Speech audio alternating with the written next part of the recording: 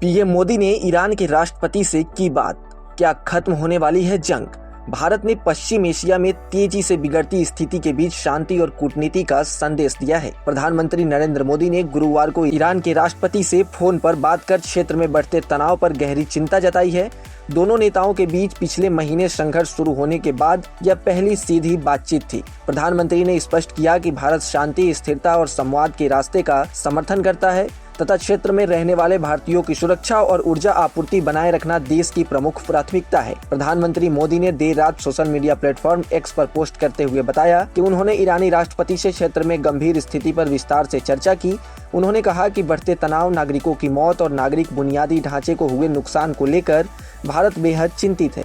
मोदी ने सभी पक्षों से संयम बरतने और बातचीत व कूटनीति के जरिए समाधान तलाशने की अपील की है। बता दें कि पश्चिम एशिया में तनाव उस हमले के बाद और बढ़ गया जिसमें अमेरिका और इजरायल ने ईरान को निशाना बनाया। इस हमले में ईरान के सर्वोच्च नेता अली खामेनेई की 28 फरवरी को हत्या कर दी गई, जिसके बाद पूरे क्षेत्र में युद्ध जैसी स्थिति पैदा हो गई। इसके जवाब में ईरान ने खाड़ी क्षेत्र में इजरायल और अमेरिकी सैन्य ठिकानों पर हमले किए हैं।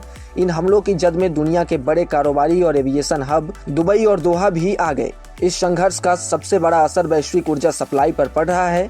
दुनिया के करीब 5वें हिस्से का तेल और लिक्विड नेचुरल गैस जिस जलमार्ग से गुजरती है वह स्ट्रेट ऑफ हॉर्मुज इस समय गंभीर संकट का सामना कर रहा है।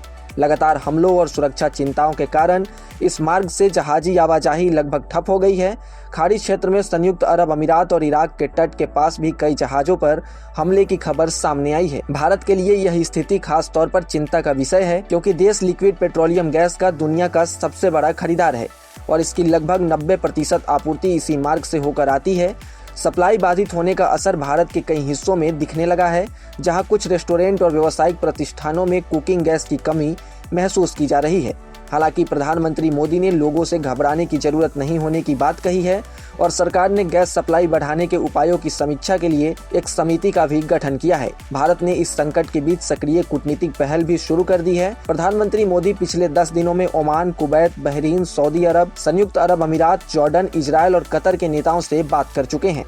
इसके अलावा विदेश मंत्री एस जयशंकर ने भी ईरान के विदेश मंत्री से बातचीत कर जहाजों की सुरक्षा और ऊर्जा आपूर्ति बनाए रखने पर जोर दिया है।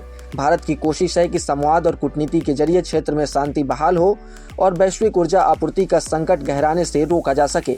अब देखना यह होता है कि भारत के बातचीत का ईरान पर कितना असर होता है और यह जंग आखिर कब खत्म होती है।